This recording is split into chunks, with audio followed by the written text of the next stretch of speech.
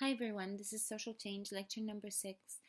It accompanies the reading by Andersen, Chapter 10, Women, Power and Politics, pages 292-322, and this is part 1. Let's start. So, Andersen writes about women, power and politics, and she starts by saying that during the 1990s, record numbers of women were elected to the national offices, and more women serve in Congress today than ever before. In 2014, we have 20 women out of the 100 senators that we have, right? And some scientists argue that this trend will increase, but not without women encountering barriers to their full participation. And even today, in 21st century, if you think about it, women remain vastly outnumbered by men in government and in other institutions that comprise the political system. And even when they reach these very high grounds, they're often ridiculed and made fun of. And here, think about how Hillary Clinton or Sarah Palin were portrayed during the presidential race. And even the post of the First Lady seems very problematic and sexist because often these women were delegated to these very traditional roles in terms of volunteering, helping others. And when Hillary Clinton tried to change that, she was very outspoken about healthcare and so on under the Clinton administration. She had to, later on, she was actually ridiculed for it, for taking so much power, called names, and she was removed from the post, and later on they tried to change her image, soften her image. Think about how Michelle Obama portrays women. Do you think that she's more traditional, or maybe she represents these new women? Think about that. So even though the world of politics is changing, it's still very much a men's game, and to some extent, and women may still not be expected to exercise full power. So, how do we describe women political behavior? When we talk about political behavior, we often think about voting, being an offense, and this view neglects to look at how women can be political in their personal lives. So, feminists try to redefine what political means, and because women often are or try to be political in their daily lives. Feminists also point out how gender influences political behavior, attitudes, and political institutions. So let's define power. Power is the ability to influence others, or in other words, making your interests count even if resistance occurs. But power can come in many forms. It can mean that individuals have power, groups, institutions, or it could also mean persuasion, charisma, or law. Power in society comes as a result of social processes and social relationships, and its meaning cannot be understood without the social context. So, in other words, power is socially constructed. So let's talk about men's power in society. Some people argue we live under patriarchy, which is male dominance in society, meaning organized social structure where men as group hold more power than women or any other group in society. Patriarchal societies give men power and authority over women. We'll talk about authority being legitimate power, and this can be institutional or individual. But it's important to know that patriarchy is not biological. In an institutional sense, it means that social institutions have been organized over time to give men more advantage than women. And to illustrate this concept, Andersen talks about the issue of marital violence. However, power is not all one-sided, right? It doesn't only come from institutions. People can organize, mobilize, and challenge existing power relationships in society. This is the domain of social movements that we talked about last week. If you think about the women's movement and the civil rights movement, change the outlook of society. And while as a group, whites still hold more power than people of color do, and men hold more power than women, these political movements that we talked about have changed the power base of race and gender in the US. So what is the state? State is an organized system of power and authority in society, the institution that embodies all official power systems. And it refers to all institutions that represent official power and authority in society. So state regulates many societal functions, from whom we can marry to what we can do with our trash. But many feminists argue that when we talk about the state, we have to understand the analysis of gender in state, because it's very crucial, because feminists argue that state is a gendered institution, meaning that it's an institution that embeds within it the characteristics associated with a particular state, with a particular gender, in this case, male gender. And feminists argue that state embodies masculine characteristics of presumed rationality, detachment, power, forcefulness, impersonality. And although the state operates on the presumption that it's gender neutral, it really isn't. Because state represents all this power and authority in society, it can also be seen by feminists as a source of oppression, meaning that it represents men's interests more than women's interests, and then becomes an imposing force in women's lives.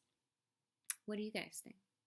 State is also the source of laws that govern many of our lives, from reproductive rights to work and rights for equal protection and so on.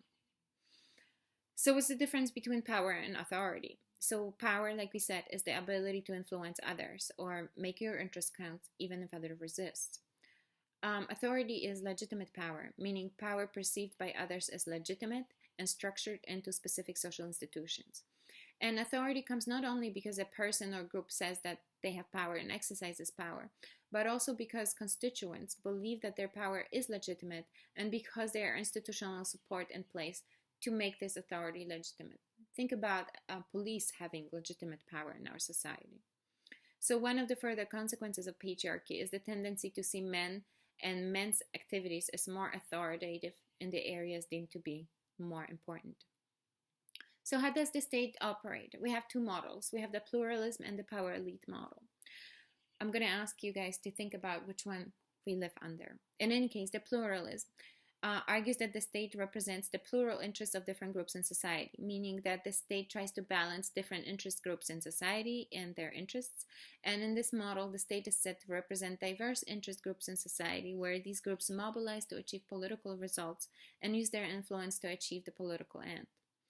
And in power elite model, it's a model that argues that powerful ruling class controls the actions of the state, and power elite consists of those who hold power in the economy, the executive branch of government, and military. And elites in those institutions share common interests and shape the political agenda in society. And since those in power are mostly men, this model represents men's interests as shaping the major decisions in society. State is part of the structure of domination, including gender domination, racial domination, and even class domination.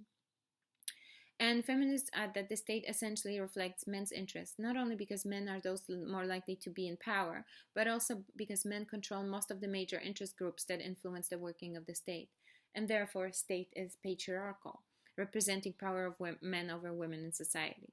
And as a famous feminist once said, the state is male. And Andersen points to that when she talks about the Anita Hill testimony against Clarence Thompson.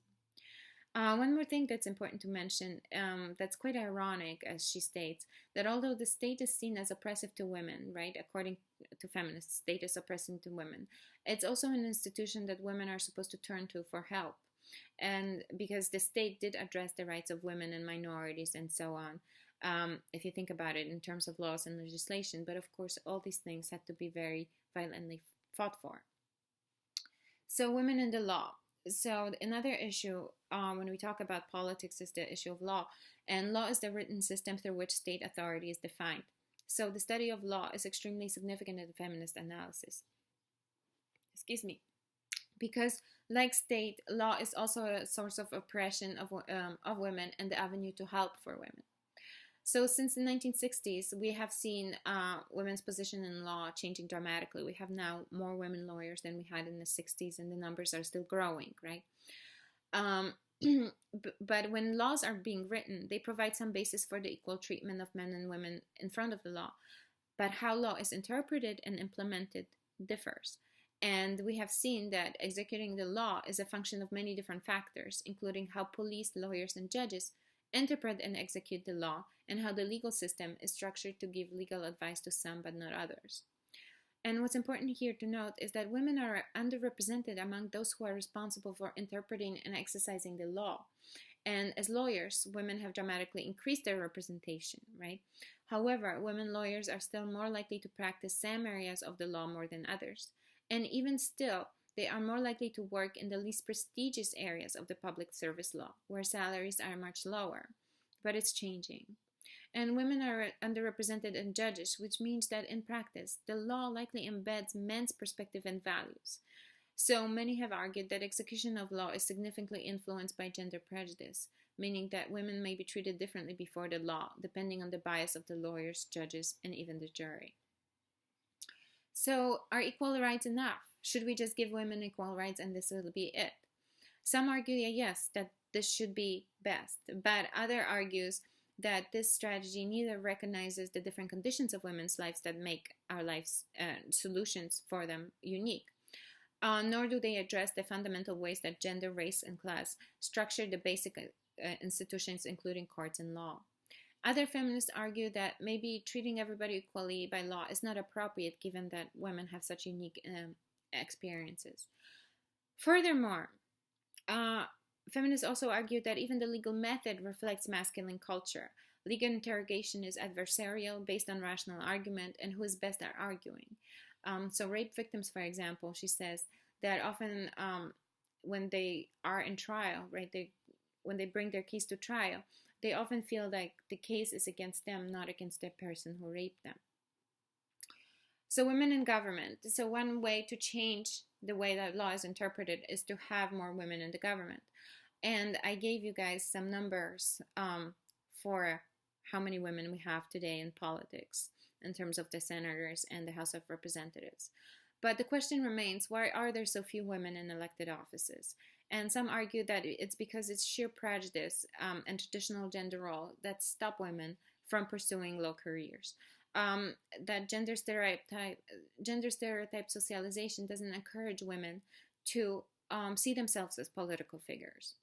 I also want to argue that, like Andersen says, there are other reasons. Women often are paid less, they have less money, and politics are very expensive. So gaining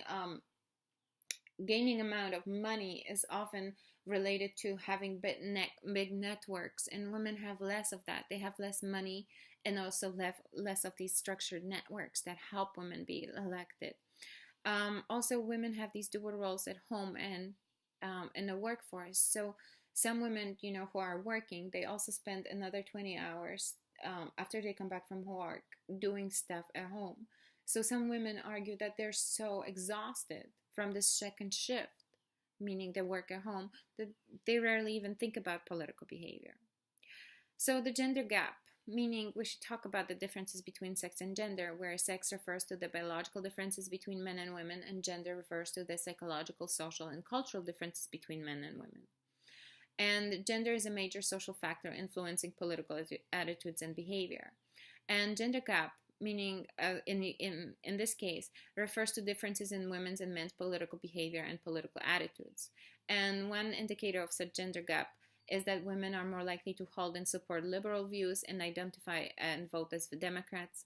And this gap is widest on issues involving violence and use of force, where women are more likely to be peace-seeking and support gun control. On compassion issues and issues such as abortion, gay and lesbian rights, and so on, women tend to be far more liberal. So do women make a difference? Research indicates that women politicians tend to be more active in the areas traditionally associated with women, including education, healthcare, and welfare, but this is also changing. And women's politicians tend to make women a priority, which is very important. And some argue, some go as far to say that women might have different moral views than men and make different judgments, but we also should be wary of saying that women's different ways of being are based on fixed differences between men and women, which is called the essentialist position, because this perspective ignores the socially structured nature of these differences and ignores that women consciousness is also historically shaped by politics of class, race, and gender. And what I mean by that is that women experience the same phenomenon differently, meaning that all women don't experience the world the same way. We have issues not only based on gender, but also on race, ethnicity, sexuality, and religion, and so on. All right, this is end of part 1.